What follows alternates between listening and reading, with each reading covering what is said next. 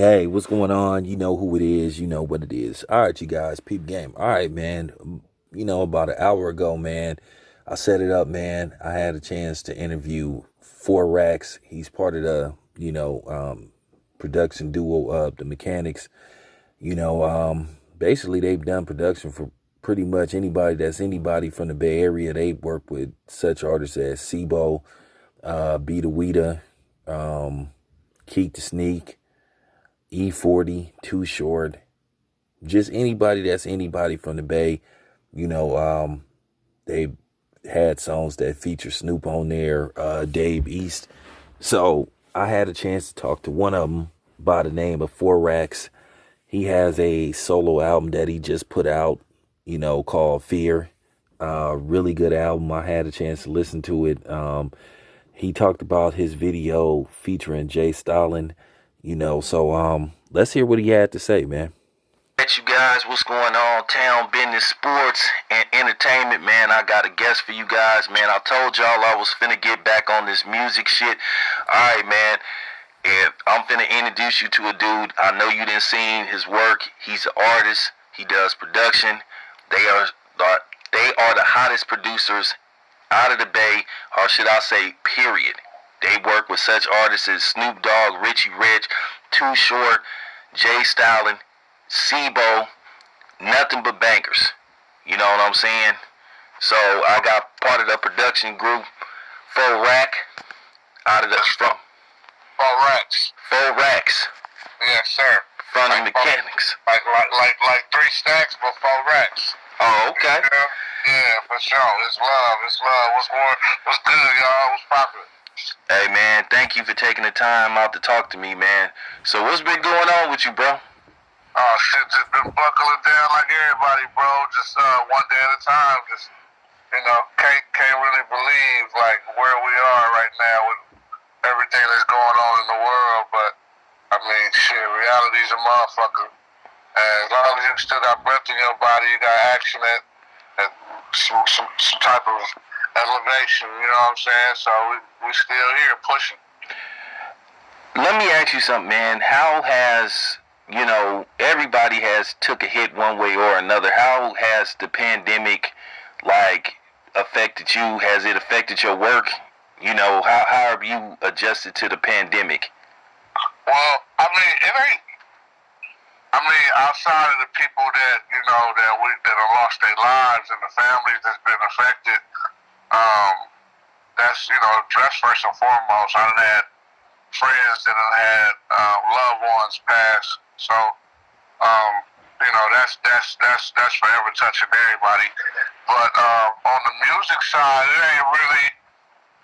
Outside of the studio. Our studio, we would from time to time have different artists in our studio doing different recordings for whatever records or whatever. And because of the pandemic, that kind of shut everything down, the quarantine or whatever. So it stopped the flow of a lot of people coming to our studio. But now we kind of, even before the pandemic, we had really got to the point where, like, our studio isn't open to public. It's really open to just us and the projects that we producing, because we produce so much shit. It's like there really don't be enough studio time for nobody else after we done with all the shit we doing. You know what I mean? So, but yeah, I guess that's it. Really, just the studio. It changed. It changed how we record in the studio. Hours and shit like that, you know what I'm saying? So is it different now as you take a precaution? Do you have to like if somebody come to the studio, do you have to Lysol it down and wipe the mics down and Yeah, I do it. Just on GP, just so that everybody comfortable. You know what I mean? Like, let's be safe. Yeah, let's safe. You know what I mean? I got family I gotta go home to, and so forth. You know what I mean? And I don't wanna take them nothing. You know what I mean? So yeah, I just play it safe, keep everything clean, keep our hands clean, wash everything down, Lysol and wipe everything down. You know what I mean? That's cool. So where are you from, man, and where did you grow up at? Born in Oklahoma, raised in Chicago, in some of the suburbs of Chicago. Came to Oakland um, in my teens, and I've pretty much been here ever since. You know what I'm saying? Okay, hey, that's funny that you brought that up. You brought out Chi-Town because a lot of my followers are from the Chi, so you instantly finna get, you know what I'm saying? You instantly finna get some love, you know? Yeah. So, shout out Chicago, shout out Harvey, Illinois, Chicago Heights, shout out Halsted, everybody up and down Halsted. Yeah, man, my mom and father, they had, so my father's side was like all in the suburbs. My mama's side of the family was all in the city, so I was everywhere. Irving Park, in the north side, to just, I mean, shit, Joliet, everywhere. I was all through that place. You know what I mean? oh, okay. Yeah, man. Yeah, speaking of Chicago, man, what do you think of the current climate of Chicago? I mean, all the stuff that's going on out there. I mean, I mean, to be totally honest with you, I ain't even been keeping abreast of what's going on. I mean, I talked to a couple of my cousins and my uncles and my aunties out there, and you know, we just be talking about life. It don't really be per se like music or any of that. Why? What's going on? Man, they just saying Chi-Town. I think it's overblown. They saying Chi-Town just basically went rapid with like a lot of violence out there. They call it Chirac and all that kind of stuff. So I wanted to get your perception of the Chi-Town that you knew. It was when I left Chicago. It was definitely still gang banging. You know what I mean? It was disciples and vice lords. Um, you know, it wasn't crazy, but I mean, I definitely understood and understand the meaning of the project. What's a project? You know what I'm saying? Like, since I've been in California, I ain't really seen a project.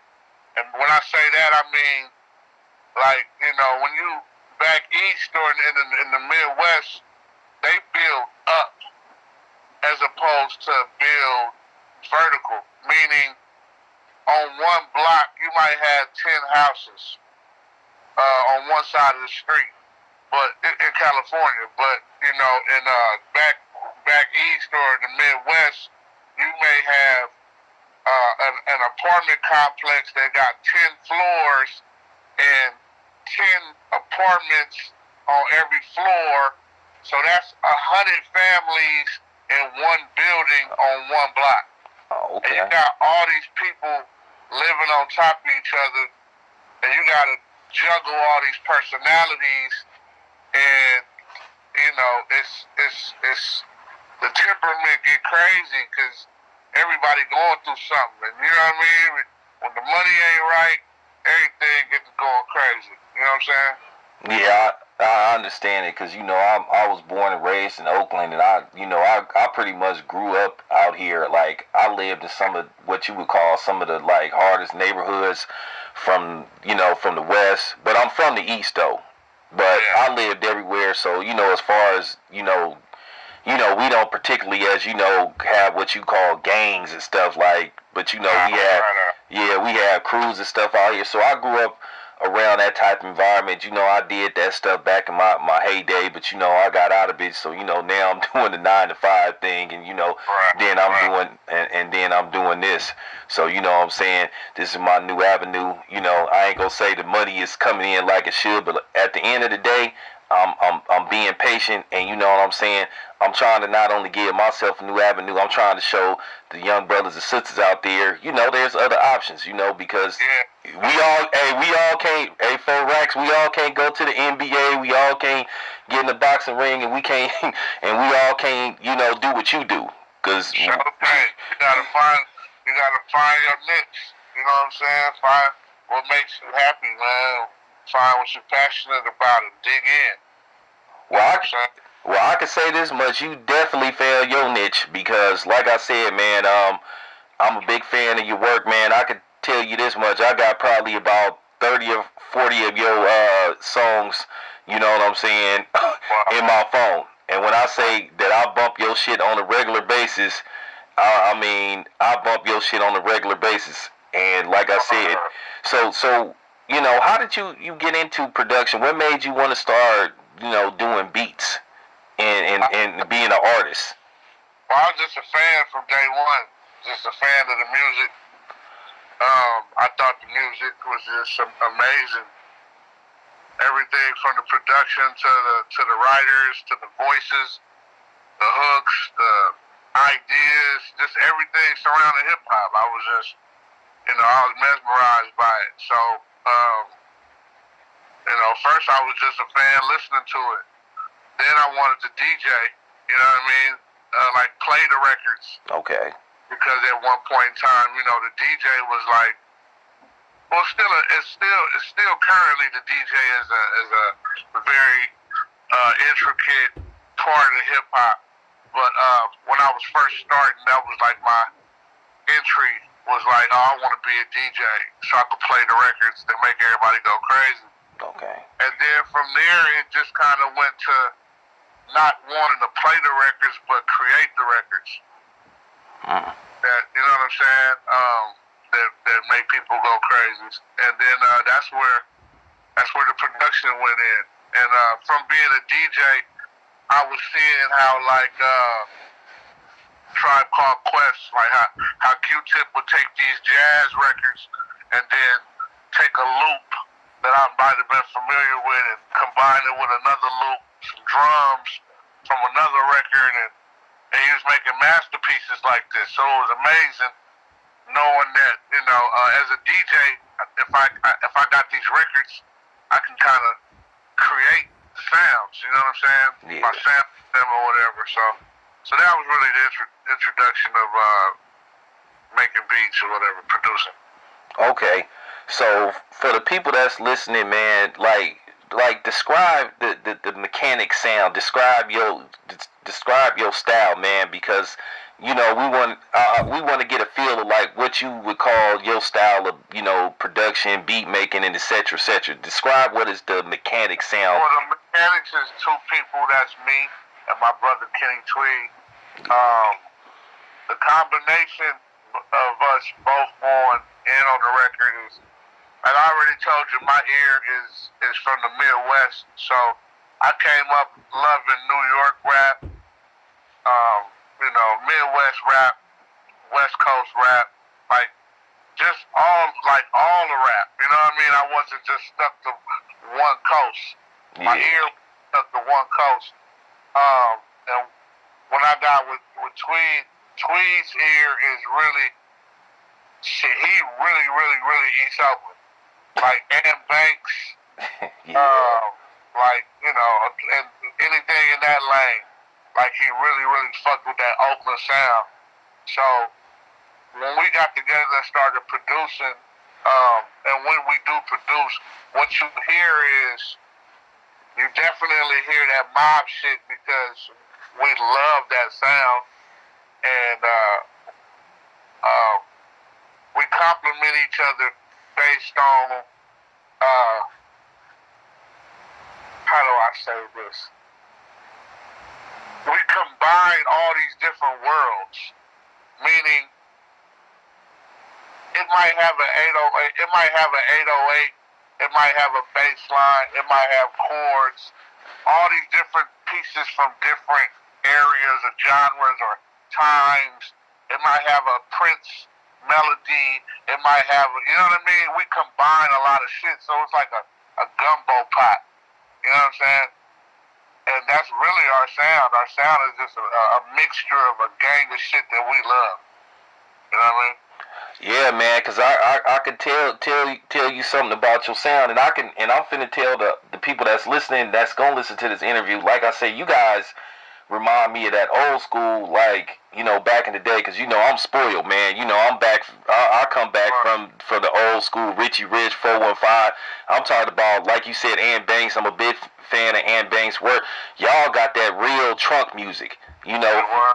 yeah, for y'all back in the day, you know, in East Oakland, you know, when we used to have a sideshow, man, when we would ride down Foothill Boulevard and places like that, you know, we had cars like Granadas, the Box Chev, and like 415s, and y'all got some serious trunk rattlers, man.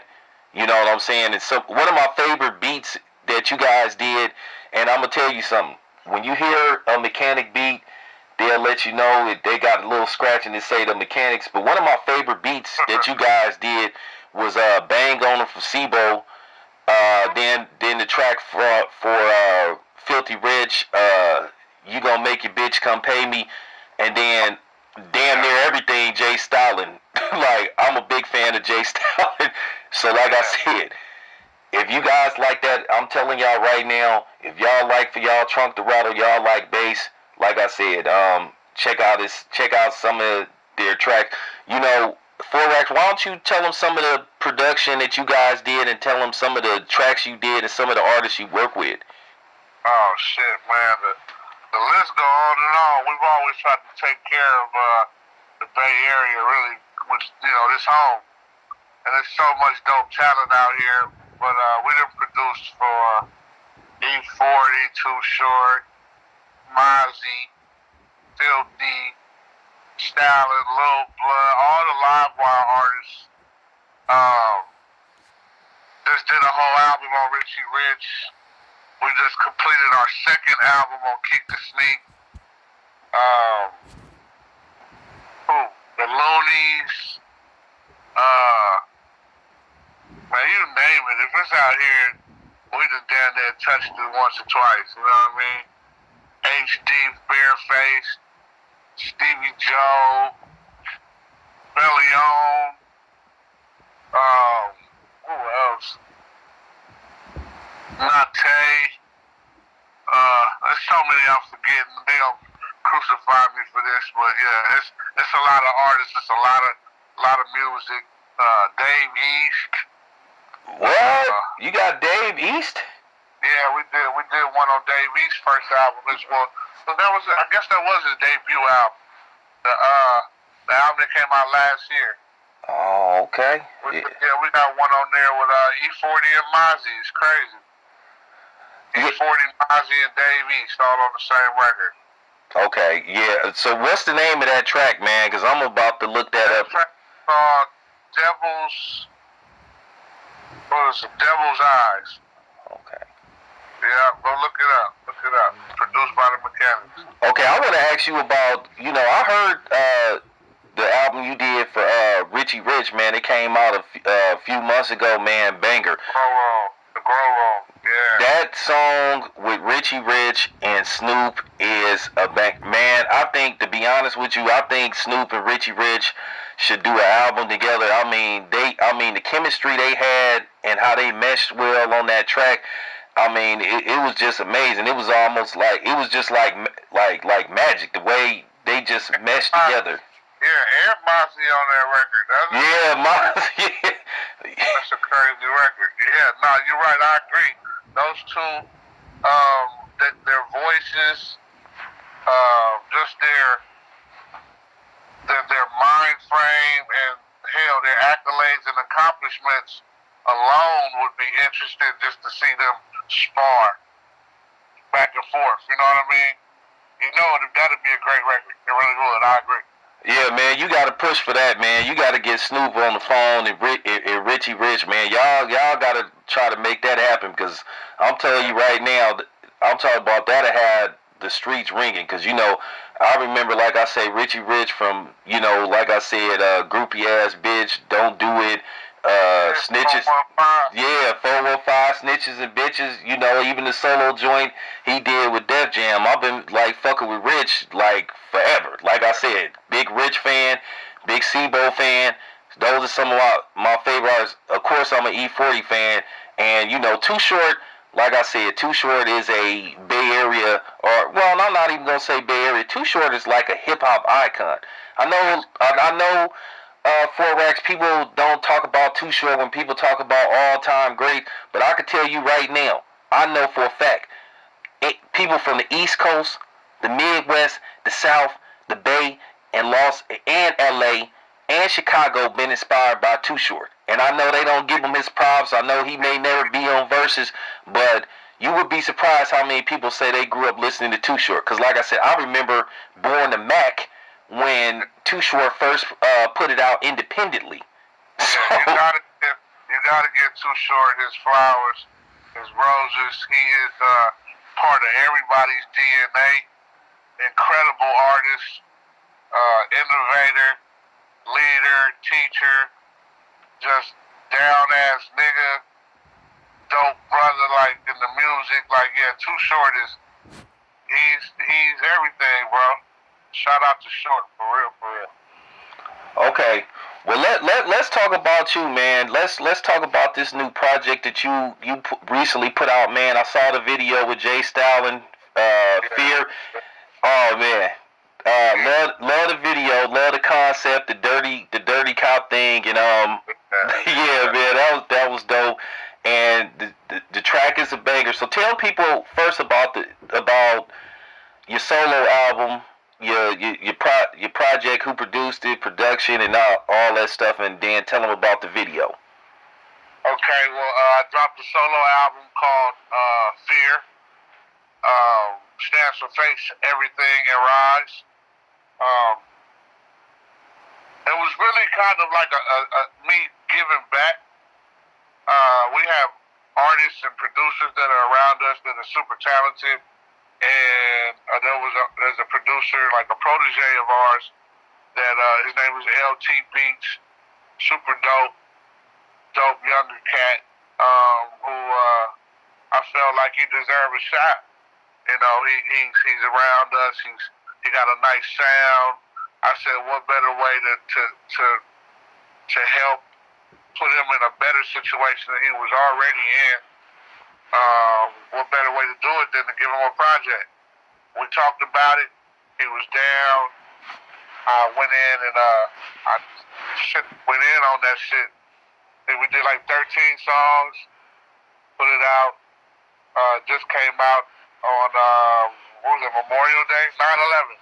Came out 9/11. And actually we dropped 2 albums that day. We dropped Mr. Fab's America Don't Love Us the same day as when I dropped Fear. But yeah, Fear is just me showing the artist another version of the artist side of me. A lot of people know me for a lot of hook writing that I've been doing over the last couple of years. Yeah. And I even put out a project called Hook Mitchell. Yeah, right on. Respect to the legend. Great Hook Mitchell, yes, the legend Hook Mitchell. But I always want to show people that I'm very, very, very, very diverse. There's a lot. God blessed me in so many ways. I have a lot of talents, and I'm just taking my time and just picking them one at a time and just trying to showcase them. You know what I mean? So this was my moment to put out an album, and yeah, go check that motherfucker out. It's hard to the motherfucker. All the beats go crazy. The subject matter is ill. It's like clever, smart hip hop. You know what I mean? Like it's not no dumbed down shit on that motherfucker. You know what I mean? Produced entirely by LT Beats. The motherfucker gonna be a classic watch. I already dropped like six videos. I think I dropped 6 videos. One of them is Fear Me with my little brother Jay Stalin. Yeah, we play 2 dirty cops. Kind of play on what's going on in today's society with all the racial tension around the police department. I just said, why don't we play some black cops doing some fucked up shit to white people? See how they like that shit. You know what I'm saying? And that's what the video kind of hinted on. I really, really wanted to go all the way in. Like, we actually had a whole George Floyd flip that we was gonna do. It's a lot of shit that I left out of that video because I didn't want to get so entangled with the racism and shit that I want to keep it. I want to tread lightly. You know what I mean? So there you have it. Fear. Hey, that's funny because if it was me, I would have did it. One thing about me, I feel like we have to talk about these type of subjects because at the end of the day, me and you know it exists. You know, but everybody know it exists. But I'm tired of talking about it, bro. Because really, what needs to happen is action. I'm tired of talking about it. Right on. Really, and realistically, it's so much bigger than just black and white. Because I mean, I even had a conversation with one of my peers, Ashley Flames, and she was telling me how one day everybody's gonna raise up against this shit. And to me, that's the only way it's really, really gonna happen. It can't be all just black America saying, "Oh, we sick and tired of this shit and we ready to rebel against this shit." No. Once black America stand up and all my Asian brothers and sisters and all my Latin brothers and sisters and any other nationality that's a minority, if we all raised up together at the same time, now you saying something. Now you gonna change something. And there ain't gonna be no room for none of that shit no more. You understand what I'm saying? But while it's just black people standing up and, it's talking about it and marching, it's the same outcomes, bro. You know what I mean? It's the same outcome. So I really, at this point, I hate talking about it because we need to do more to talk about it. We need action at this point. Well, let me ask you something. Because I feel like I kind of understand where you saying what you said. Because we didn't did enough marching. Like we didn't march. We didn't have picket signs. I'm like, it's now to the point. Okay, what's next? Like you said, what's next? It's time to go a different direction. The young generation is making moves that none of the previous generations have done, and that's what's supposed to happen. You know what I mean? So I feel like somehow we in good hands. You know what I mean? I'm seeing progress. I'm hearing different type of dialogue.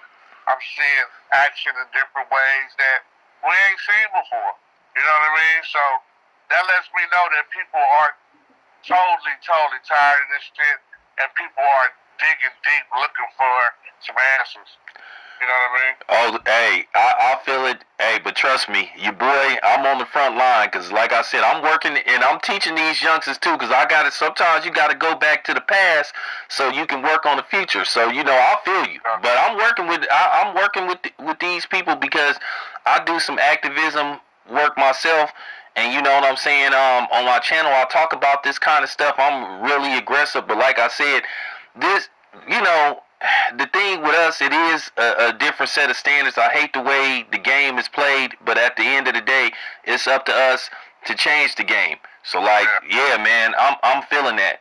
So 4Rex, before we end this interview, man, just tell the fans how to reach you. Hey, and if you an artist and you looking for some beats or something, tell them how to plug in with you, man. For sure. On social media, I really don't do the Facebook or I try to tap into the Twitter. Here and there. But if you really want to catch me on Instagram. And that's at 4Rex, at 4RAX _ the Mekanix. That's THEMEKANIX. Me and my brother share the actual Mekanix Instagram, so you can reach us there at the Mekanix. That's THEMEKANIX. And we holler back. You know what I mean?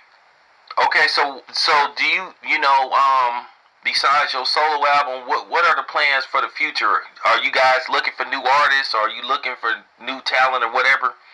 Yeah, we always looking for new talent. But I mean, we be looking for something that's special. We ain't just trying to grab something because people want it.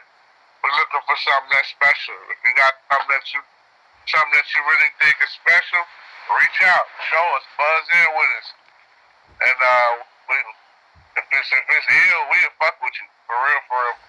Okay. All right. Near future, we just relaunched our website, so you can go on there and really stay aligned with everything we got going on, and that's at www.themekanix.com, TheMekanix.com. The website is up and running. We got merch on there. We just recently launched our first a studio kit, sound kit. So a lot of producers are loving that. And we're about to drop this Keep the Sneak album and this Gatlin album 10/23, which is about 2 weeks from now. So y'all watch out for Gorilla, watch out for The Pack Landed by Gatlin, The Gorilla by Keep the Sneak, entirely produced by the Mekanix. Got another Mechanic album that's on the way. We got another Chase Stalin on behalf of the Streets Part 3 on the way. Okay. A gang of other shit. Got an album, we did an album with Casual from the Hieroglyphics. We're dropping that. That's coming soon. So I got some surprises. You know what I mean? Some surprises coming. So that's about it, man. Hey, man. Hey, first of all, once again, man, like I say, I gotta say this because I want people to hear this, and this is real talk for the people that's gonna listen to this interview. Because I want to say this. You know what I'm saying? Y'all support this man, Forex, because at the end of the day, he didn't have to do this interview with me because, like I said before, man. He could have went to DJ Blad, but he granted me an interview when I requested it, man. So you know what I'm saying? Once again, the same way y'all support black media, support this brother, man. Y'all go check out this man's music. It's dope. I'll put the stamp of approval. I know music. I know good beats. Y'all support this brother, man. This is just real talk. And for real, Forex, if you need me, you want to call a press conference. When you got something coming out, call me. I'm in Oakland. You know what I'm saying? We could do a social distance press conference. You know, I'm here for you, bro. I appreciate that, brother. I appreciate it, bro. I appreciate it.